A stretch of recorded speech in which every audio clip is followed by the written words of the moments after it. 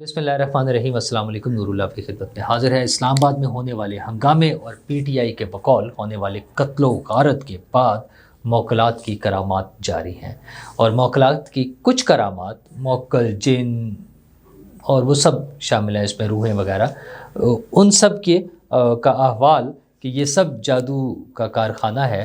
ये कहानी सुनाने पर सुहेल वड़ाइच का क्या हशर हो रहा है, कौन कर रहा है, और सुहेल वड़ाइच इसी किस्म के हशर का इससे कबल किसके लिए पेशन गोई कर चुके थे, और मज़ीद किन लोगों के साथ ये मामलात हो सकते हैं, ये बातें तो मैं आपको बताऊंगा। लेकिन उससे पहले मैं आपको बताऊंगा कि इमरान खान की बहनों को जुर्माना क्यों हुआ, और उससे भी अहम चीज़, ये झगड़े तो चलते रहेंगे, जो हम कहते हैं ना कि कुछ अच्छी खबरें या वो मौकलात के उलट जो चीज़ें हो रही हैं वो क्या है, वो भी मैंने आपको बतानी है। लेकिन सबसे पहले बताऊं कि इमरान खान की बहनों ने जो दरख्वास्त दी अदालत में कि हमारी मुलाकात नहीं हो रही, उस दरख्वास्त पर चूँकि उस वक्त मुलाकात हो चुकी थी, तो उन इमरान खान साहब की बहनों को जुर्माना कर दिया अदालत ने।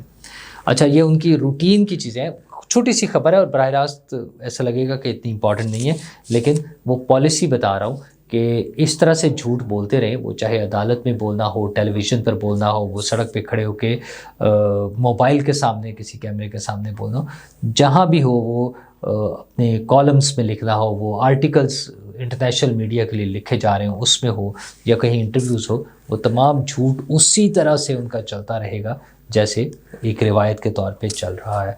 तो यही कुछ अदालत में हुआ है, और ऐसी बहुत सी चीज़ें हैं। उन चीज़ों में से जो बड़ी चीज़ है वो है हलाकतें।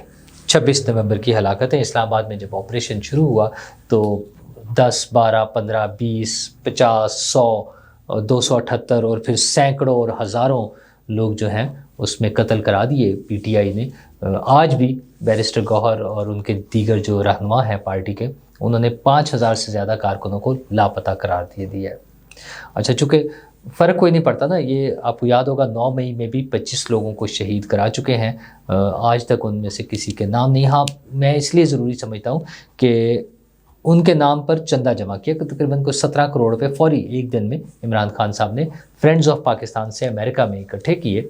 डॉक्टर्स थे अमेरिका में, जो पाकिस्तानी डॉक्टर्स, उनसे तकरीबन पाकिस्तानी रुपीज़ में वो कुछ 17 करोड़ रुपए बनते थे, और वो उन शहदा के लिए जो उन्होंने कहा कि 25 शहीद हैं, उनमें से किसी तक भी वो पैसे नहीं पहुँचे। तो ताज़ा तरीन शहदा का आलम यह है कि नंबर्स 278 से कम होता होता 12, 14, फिर 12 उस पर आ गया, जिसमें रेंजर्स के शहीद भी और पुलिस वाले भी शामिल थे। उन सब के बाद उन 12 के भी नाम नहीं मिल रहे, और ख़ास तौर पर वो जिसको कंटेनर से गिरा के शहीद किया था, वो तो ऐसे मौकलात की वो करामात नज़र आ रही हैं कि वो ज़िंदा होकर सामने भी आ गया। एक और भी वीडियो इससे पहले ज़ेर गर्दिश रही, जिसमें एक साहब, दाढ़ी भी रखी हुई थी, उन्होंने बताया कि उनकी वीडियो इसी तरह थी कि उनके गोली लग गई। बड़ी तकलीफ़ का उन्होंने मुज़ाहरा किया, और उसके बाद उन्होंने अगले दिन अपने हाथ पर पट्टी और प्लस्तर दिखा रहे, वो सबके सामने खोल कर दिखा दिया और हाथ हिला भी रहे थे। अच्छा, ज़ख़म का निशान कोई नहीं था, मुमकिन है कोई रूहानी गोली हो जो हिट करके, और वो रूहानी फ्रैक्चर हो जो होने के बाद ठीक भी हो गया। मतलब बुरा लगता है इस तरह के लफ्ज़ क्या बंदा कहे कि जो उन्होंने एक मजाक बनाया हुआ है। लेकिन मजाक इसलिए बन गया कि उनके इस एहतजाज से कबल वो जिन्हों की शमूलियत, रूहों की शमूलियत की बातें उसी साइड से आईं।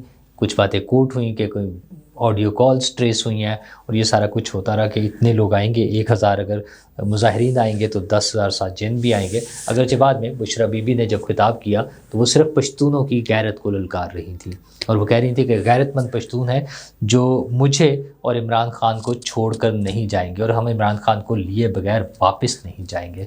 लेकिन खैर, वो वापस चल दिए। उसके लिए इमरान रियाज़ ने अजीबोगरीब कहानी सुनाई कि इमरान रियाज़ ने जैसे बताया कि उन्हें ज़बरदस्ती ले जाया गया, उनके कंधे पर हाथ रख के, या उन्हें पकड़ कर अंदर गाड़ी में धकेल दिया गया। फिर वो बाहर आई, बोली तो उनके मुंह पर हाथ रख दिया गया, और फिर उन्हें धक्का देकर अंदर गाड़ी में दाखिल कर दिया गया, और जो ज़ुबान वहाँ इस्तेमाल हुई वो इमरान रियाज़ के बकौल वो कोर्ट नहीं हो सकती थी। और उसका जवाब फिर अली अमीन गंडापुर साहब ने दिया, और उन्होंने तो फिर जो माँ बहन बराबर कर दी। मतलब आप समझ जाए ना, जो कुछ उन्होंने किया वो फिर हम सब ने वो ऑडियोज़ की सूरत में सुन लिया। मज़ेदार बात यह है कि इमरान खान साहब शुरू से इस बात के दावेदार हैं कि वो टीम सिलेक्शन के माहिर हैं। تو ٹیم سلیکشن علی امین گنڈاپور صاحب کی وہ زبان جو آڈیو میں ہے، اور اس کے بعد جو ڈگری ایوارڈنگ سیریمنی میں انہوں نے وہ ڈگریز بانٹتے ہوئے جو تقریر کی ہے، وہ تو کمال ہی ہے کہ وہ کس طرح سے پڑھتے تھے، بلکہ انہوں نے بتایا کہ نہ میں ڈگریز لے سکتا تھا نہ میں پڑھتا تھا، اور ہاں جو اپنی والدہ کی دی ہوئی چین جیسے چوری کر لیتے تھے، چوری انہوں نے وہ اس کا واقعہ بڑی تفصیل سے سنایا کہ اس سونے کی چین والدہ مجھے دیتی تھی اور میں کہہ دیتا تھا کہ وہ گم ہو گئی ہے، ٹوٹ گئی ہے، لڑائی ہو گئی تھی اس میں ٹوٹ گئی ہے اور وہ گم ہو گئی، اور وہ میں بیچ کر اپنی دیگر ضرورتیں پوری کر لیتا تھا۔ تو ظاہر ہے وہ کہتے ہیں نا ستارے ملے ہیں تو عادتیں بھی ملتی ہوں گی، ایک پرانا لطیفہ ہے کہ کنڈلیاں ملی ہیں تو عادتیں بھی ملتی ہوں گی، تو یہاں پہ ستارے کہا جا سکتا ہے۔ تو عمران خان صاحب نے جیسے گھڑی بیچی تھی حکمرانوں سے، سعودی حکمرانوں سے ملنے والے تحائف بیچ دیے تھے، تو علی امین گنڈاپور صاحب اپنی والدہ سے ملنے والی سونے کی چین بار بار بیچ دیتے تھے۔ تو وہ دیکھیں نا کوئی خصوصیات ایک جیسی ہوتی ہیں، کہیں نہ کوئی چیزیں مشترک ہوتی ہیں جن کی بنیاد پر انسانوں کا تعلق اتنا بنتا ہے۔ خیر خان صاحب کا جو دوسرا کلیم میں بات کر رہا تھا کہ وہ ٹیم سلیکشن، تو وہ علی امین گنڈاپور صاحب بطور وزیر اعلیٰ، اس سے قبل وہ جو تھے ہمارے عثمان بزدار صاحب بطور وزیر اعلیٰ، یہ دونوں جو اور جنہیں وہ وسیم اکرم پلس ڈکلیئر کرتے تھے، بعد میں انہوں نے کہا نہیں میں تو وہ علیم خان کو بنانا چاہتا تھا، پھر انہوں نے کہا نہیں علیم خان بھی ٹھیک نہیں تھے، میں تو کسی اور کو بنانا چاہتا تھا۔ خیر وہ رنگ برنگی باتیں ان کی، یہ تو اب آیا نا کہانی کہ وہ سپرے ہوا تھا تو کوئی ذہنی توازن، یہ وہ باتیں اسی طرح سے چلتی رہی ہیں۔ خیر تو عمران خان صاحب کی سلیکشن جو ہے وہ علی امین گنڈاپور، دو بڑے صوبے، پہلے پنجاب اور کے پی، پنجاب میں عثمان بزدار اور کے پی میں علی امین گنڈاپور کی صورت میں جو ہمیں انہوں نے وسیم اکرم پلس اور تحفے دیے ہیں، وہ ان کی ٹیم سلیکشن کے دعوے کا ایک کھلا وہ ہیں مظہر ہے، ہمارے سامنے نظر آنے والی چیزیں کہ کیا ٹیم سلیکشن تھی۔ تو جس قسم کی وہ سلیکشن کرتے ہیں اس سے آپ سلیکٹر کے اپنے پرسنالٹی کا اور سلیکٹر کی اپنے ہوتا ہے نا وہ آپ اندازہ لگا لیں کہ کیا ہوگا ان کا اپنا پرسنل کیریکٹر اور ان کی پرسنالٹی۔ اچھا جو بد زبانی اور اس حوالے سے ہے تو وہ تو بڑی ایک معروف کہانی بھی ہے نا، جب جہاز سے اتار دیا تھا کچھ ایسی باتیں آ رہی تھیں، بعد میں آئیں کہ وہ ایسی ہی باتیں کر رہے تھے جو کوٹ ہو گئیں، ریکارڈ بھی ہو گئیں، کوٹ بھی ہو گئیں، جس کی وجہ سے انہوں نے جہاز سے خان صاحب کو اتار کر کہا چلے نکلے شاباش ہمارا جہاز واپس کر دیں۔ تو یہ کہانیاں پہلے بھی چلتی رہی ہیں۔ تو یہ اب اگر علی امین گنڈاپور صاحب ہوں یا کوئی اور اس طرح کی چیزیں، اور تو خیر بہت سارے لوگ پہلے بھی میں نے ذکر کیا وہ پاکستان سے باہر مقیم ایک خاتون اور کچھ لوگ جس طرح سے زبان استعمال کرتے ہیں وہ تو اپنا کمال تھا ہی، لیکن علی امین گنڈاپور نے بھی بہت سے لوگوں کو پیچھے چھوڑ دیا۔ اب مسئلہ آتا ہے کہ یہ سائیکی کیا ہے۔ ایک تو یہ گالم گلوچ ہے نا، دوسری ایک بڑی اہم چیز ہے جو کچھ عرصہ قبل میں نے ایک ویڈیو دیکھی تھی جس میں سہیل وڑائچ صاحب بھی بات کر رہے تھے کہ ارشاد بھٹی صاحب سچ بولتے ہوئے ڈرتے ہیں، وہ اس لیے ڈرتے ہیں کہ اگر انہوں نے کوئی بات عمران خان کے یا پی ٹی آئی کے خلاف کہہ دی تو پی ٹی آئی کے چاہنے والوں نے ان کی پھر وہی کرنی ہے جو علی امین گنڈاپور نے عمران ریاض کے ساتھ کی ہے۔ تو لیکن سہیل وڑائچ صاحب یہ نہیں سوچتے تھے۔ اچھا سہیل وڑائچ صاحب نے بھی نا ایک بڑا عجیب سا سین رکھا ہے کہ وہ 2-4 کالم ان کی حق میں اور 2-4 کالم ان کے خلاف لکھ دیتے ہیں، مطلب دونوں طرف سے ان کے خیال میں سب ٹھیک ہے۔ عمران خان صاحب کو بہت بڑا لیڈر اور مسیحا بھی ڈکلیئر کر دیتے ہیں، اور ساتھ ساتھ جو حقائق ہیں کہ ان کی وجہ سے جو مسائل ہیں یا جو ان کی خرابیاں ہیں وہ بھی واضح کر دیتے ہیں۔ اچھا دونوں سائڈز پہ چلا رہے تھے، تو یہ تو پی ٹی آئی والوں کو قابل قبول نہیں ہے۔ تو اب جب انہوں نے وہ کالم لکھا ہے جس میں یہ سب جادو کا کارخانہ ہے، جس میں انہوں نے وہ روحوں کا ذکر کیا جو کے پی سے چلی تھیں اور اسلام آباد آنی تھیں، اصل میں اس کا خلاصہ میں یوں کر دوں کہ بشرا بی بی کے ساتھ کچھ روحانی طاقتیں، روحیں، جن اور یہ سب چیزیں تھیں جن کے ساتھ وہ لے کر آئے۔ تو اس کے بعد سہیل وڑائچ صاحب کا کہنا یہ ہے کہ وہ پھر وہ جو کہتے ہیں نا لوگ پوچھتے ہیں کہ لاشیں کہاں گئیں، زخمی کہاں ہیں، تو وہ روحیں اور وہ جن تھے، مطلب وہ مذاق کر رہے ہیں یا تنقیدی انداز میں کر رہے ہیں کہ وہ تھے اور وہ ظاہر ہے وہ غائب ہوں گے، لوگوں کو تو نظر ہی نہیں آئیں گے، تو اس لیے نہ وہ ڈیڈ باڈیز ملیں گی نہ وہ زخمی ملیں گے۔ انہوں نے تو اپنا یہ کام کر لیا۔ اچھا اس میں عمران خان صاحب کے حوالے سے بھی کہ وہ جیل سے کیوں نہیں نکلوا سکے، اور اس سے قبل بھی تاریخی حوالے سے کہ ڈونکی راجا کا لفظ بھی انہوں نے استعمال کر دیا۔ بتایا کہ دونوں کا بشرا بی بی کا اور عمران خان کا وہ کوئی کنیکشن تھا اسپرچول یا وائی فائی قسم کا، جس سے وہ آپس میں بات چیت کر رہے تھے، رابطے میں تھے. تو یہ کرنے کی دیر ہے. دوسری طرف سے وہی ہوا جو سہیل وڑائچ صاحب لوگوں کو بتاتے تھے یا ڈراتے تھے، تو وہ سہیل وڑائچ صاحب کے ساتھ ہو گیا. اور سہیل وڑائچ صاحب کے ساتھ باقی لوگوں نے تو جو کرنا تھا سو کرنا تھا. ڈاکٹر شہباز گل نے اپنے ایک ٹویٹ کے ذریعے جو ان کی طبیعت صاف کی ہے اپنی طرف سے، وہ بھی کمال ہی کر دیا. اور انہوں نے کہا جی اس کا جو ابتدا کرتے ہیں وہ سہیل وڑائچ صاحب کے نام میرا کھلا خط وہ ٹویٹر پہ لگا رہے ہیں. صحافتی بواسیر اس کا وہ انہوں نے عنوان رکھا ہے. اور مجھے لگتا تھا ہمارے مہربان سہیل وڑائچ پہلے درباری جرنلزم کرتے ہیں، لیکن ان کی اردو کے حوالے سے بھی، چونکہ انہوں نے ملک لکھا ہے، وہ اصل میں بشرا بی بی جس طرح سے کر رہی تھی ملک، تو انہوں نے اس کو ملک لکھ دیا، تو اس کو کرٹیسائز انہوں نے کیا ہے. اور اس کے بعد درباری دانشور بشرا بی بی کی عزت اور چادر پر بھی حملہ آور ہو گئے ہیں. مجھے کبھی نہیں لگا تھا کہ اس حد تک جائیں گے، مخالف کی عورت کی عزت پر حملہ آور ہو جائیں. بہرحال افسوس ہوا ان کا کالم پڑھ کر. انہوں نے بشرا بی بی کے تلفظ کا جو مذاق اڑایا اور ملک سے، اور پھر انہوں نے ملک، جو کہ سہیل وڑائچ صاحب نے غلط نہیں لکھا کیونکہ انہوں نے ساتھ بریکٹ میں ملک لکھا ہوا ہے، اور سہیل وڑائچ صاحب کم از کم ملک کو ملک نہیں کر سکتے نا. یہ بولنے میں کچھ بھی ہو سکتا ہے لیکن یہ نہیں ہوگا، اور ایڈیٹنگ ہوتی ہے، دیکھا جاتا ہے. لیکن شہباز گل صاحب نے غصہ اتارنا تھا اور وہ انہوں نے بھرپور طریقے سے اتارا.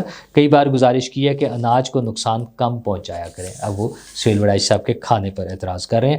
پھر آپ کو گیس زیادہ ہو جاتی ہے، اور زیادہ بیٹھنے کی وجہ سے جب گیس خارج نہیں ہو پاتی تو جناب کے سر کو چڑھتی ہے، اور پھر جب یہ بدبودار گیس آپ کے پورے دماغ کو گھیر لیتی ہے تو پھر آپ مجبوراً ایسے گندے بدبودار کالم لکھتے ہیں.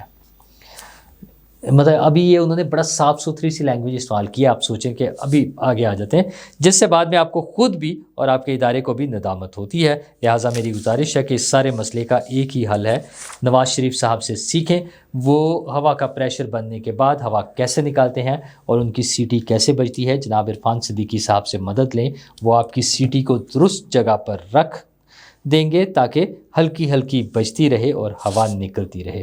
اگر آپ کو لگے کہ سیٹی بہت بج چکی، اب زنگ آلود ہو چکی ہے اور اب مزید بج نہیں سکتی یا بجنے کے قابل نہیں رہی، یا پھر زیادہ استعمال سے خستہ حالت میں ہے اور پریشر کنٹرول نہیں کر سکے گی اور پھٹی پھٹی آوازیں نکلیں گی اور آواز کے ساتھ گندا، یار مطلب یہ اپنے آپ کو ڈاکٹر بھی کہتے ہیں اور ایک یہ یونیورسٹی میں پڑھاتے ہیں.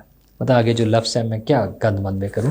مسئلہ یہ وہ شہباز گل صاحب ہیں جن کی ہم نے ویڈیوز دیکھی ہیں کہ جب عدالت میں پیشی ہونی تھی تو جو ان کا انداز تھا، ویل چیئر پر بیٹھے ہوئے تھے اور وہ گیس ماسک لگا ہوا تھا، اور جس طرح سے وہ ایکٹنگ کر رہے تھے. خدا نخواستہ بیماری کسی کے ساتھ بھی ہو سکتی ہے، کسی کو بھی بیماری پیش آ سکتی ہے، کوئی بھی بیمار ہو سکتا ہے، کسی کے لیے بھی صحت کا، زندگی کا مسئلہ بن سکتا ہے. لیکن وہ جو انداز ان کا تھا اس دن، اور اس کے بعد وہ بالکل ٹھیک تھے اور پھر باہر چلے گئے، پھر کبھی کوئی ضرورت نہیں پڑی. تو وہ ڈرامے کرنے والے صاحب. لیکن سہیل وڑائچ صاحب کے ساتھ یہ سلوک اس لیے ہو رہا ہے کہ انہوں نے اگرچہ انہوں نے بڑا لگی لپٹی رکھ کے کنٹرول کر کے گھما پھرا کے بات کی، لیکن سچ سننے کو کوئی بھی تیار نہیں ہے، اور پی ٹی آئی تو بالکل بھی تیار نہیں ہے. تو سہیل وڑائچ صاحب ہوں، ارشاد بھٹی صاحب ہوں، عمران ریاض صاحب ہوں، حبیب اکرم صاحب ہوں، یا صدیق جان صاحب ہوں، عمران خان کی حمایت میں جس نے بھی کچھ دن لکھ دیا ہے، اب اگر وہ اپنے اس سے موقف کو تبدیل کرنا چاہیں کسی وقت، اور وہ انہوں نے بالکل ٹھیک سمجھ کے لکھا ہو. میں یہ بھی نہیں کہہ رہا کہ انہوں نے وہ اس وقت لکھتے ہوئے کوئی ڈنڈی ماری. انہیں لگا عمران خان صاحب بہت اچھے ہیں، بہت اچھا کام کر رہے ہیں، اس لیے انہوں نے ان کے حق میں لکھ دیا. لیکن آج اگر ان میں سے کسی کو بھی یہ لگے کہ عمران خان صاحب کی پالیسی درست نہیں ہے، یا وہ کہیں پر غلطی کر رہے ہیں، یا کہیں ان سے بھول چک ہو رہی ہے، اور یہ انہوں نے اگر لکھ دیا یا ٹی وی پر بول دیا، تو پھر ان کے ساتھ وہی ہوگا جو ڈاکٹر شہباز گل نے سہیل وڑائچ صاحب کے ساتھ کیا ہے، یا جو علی امین گنڈا پور صاحب نے عمران ریاض صاحب کے ساتھ کیا ہے. عمران ریاض صاحب کو تو کوئی فرق نہیں پڑے گا کیونکہ ان کے سٹیکس بہت ہائی ہیں، اور ان کے سٹیکس یہ ہیں کہ ان کا ساری ارننگ اور سارا کچھ جو ہے مال و دولت کہہ لیں، وہ سارا عمران خان صاحب کی مدح سرائی میں ہی ہے. وہ ان کی تعریفیں بولیں گے، کہیں گے تو بات چلتی رہے گی. گلشن کا کاروبار ان کا اسی طرح سے چل سکتا ہے. سہیل وڑائی صاحب اس پر ڈیپینڈنٹ نہیں ہے، لیکن یہ سبق ہے ان سب کے لیے جو کلٹ فالوئنگ کے ساتھ دے سکتے ہیں. آپ ان کی کسی اچھی بات کی بھی اگر آج تعریف کر دیں گے تو اس کے بعد ان کی کسی غلط بات کے خلاف بات نہیں کر سکیں گے، اس پہ تنقید نہیں کر سکیں گے. یہ وہ شعور ہے جو عمران خان صاحب نے ایک زومبیز کی ایک گروپ تیار کیا ہے. ایک پوری جنریشنز، ایک نہیں بلکہ کئی جنریشن زومبیز کی تیار کر لی ہیں، جو عمران خان کے حق میں ہونے والی بات کے علاوہ کسی بات کو سننے کو تیار نہیں ہے. لیکن بہرحال وقت آگے چلے گا، پاکستان نے آگے بڑھنا ہے. عمران خان صاحب فی الحال آئسولیٹ ہیں اور فی الحال ان کا دوبارہ سیاست میں ایکٹیو رول آنے کا کوئی امکان نظر نہیں آ رہا. جن کا رول ہے وہ ہمارے سامنے ہیں. وہ شہباز شریف صاحب ہیں، روزانہ دورے کر رہے ہیں، دیگر ملکوں سے لوگ یہاں آ رہے ہیں، وہ سعودی عرب چلے جاتے ہیں ہر روز اور مزے سے اپنا کام چلا رہے ہیں. اچھا آپ دیکھیں شہباز شریف صاحب کے دورے اپنی جگہ، پی آئی اے کا جو ریسٹوریشن ہوئی ہے، ان کے روٹس بحال ہوئے ہیں. آپ ذرا سوچیں تو صحیح کہ پی آئی اے نے ایسا کون سا کمال کیا ہے جس کی وجہ سے پی آئی اے کے روٹس بحال ہو گئے ہیں. پی آئی اے نے کوئی کمال نہیں کیا. یہ حکومت کا کمال ہے، موجودہ حکومت کا. اس میں جس کو مرضی آپ کہہ لیں کہ یورپ اور دیگر ممالک نے یہ ضروری سمجھا کہ پاکستان کو ریلیف دیا جائے. اس کا مطلب یہ ہے کہ یورپ اور دیگر ممالک پاکستان کے ساتھ مل کر آگے چلنا چاہ رہے ہیں. تو یہ جو شور مچانے والا گروپ ہے نا، ہاں خوش فہمی کے لیے وہ جو مرضی سوچتے رہیں، وہ جو مرضی خیال کریں کہ عمران خان آج نکل آئے گا، کل نکل آئے گا، ان سے بدلہ لے گا، ان کو جیل میں ڈال دے گا، ان کا اے سی اتار دے گا، ان کا ٹی وی اتار دے گا، سارا کچھ سوچیں لیکن حقائق کو بھی دیکھتے رہیں. اور دوسری طرف مت بھولیے گا مریم نواز صاحبہ چین جا رہی ہیں. اس سے قبل صدر آصف زرداری صاحب پرانے دور میں بھی اور میاں نواز شریف صاحب نے چین کے دورے کیے اور سی پیک کی بنیاد رکھی تھی، جس کے ثمرات آج ہمیں نظر آ رہے ہیں. سی پیک کا فیز 2 تیار ہے. مریم نواز صاحبہ اپنے صوبے پنجاب کے لیے بھرپور محنت کر رہی ہیں. مطلب انہوں نے پروجیکٹس کی لائن لگائی ہوئی ہے کہ انہیں کوئی کسی اور چیز کے لیے ٹائم نہیں ہوتا ان کے پاس. تو وہ اگر چین جا رہی ہیں تو وہ پنجاب کے لیے اور پنجاب کے رہنے والوں کے لیے کیا اچھی خبریں لے کر آئیں گی، کیا پلانس ہیں ان کے، یہ آئندہ آنے والے چند دنوں میں ہم آپ کے ساتھ شیئر کریں گے. Good luck Maryam Nawaz, good luck Pakistan. اور ہم سب کے لیے بھی یہ امید کہ ہمارا مستقبل، ہمارا آنے والا کل خوشگوار، خوشحال اور پرامن ہوگا. شکریہ.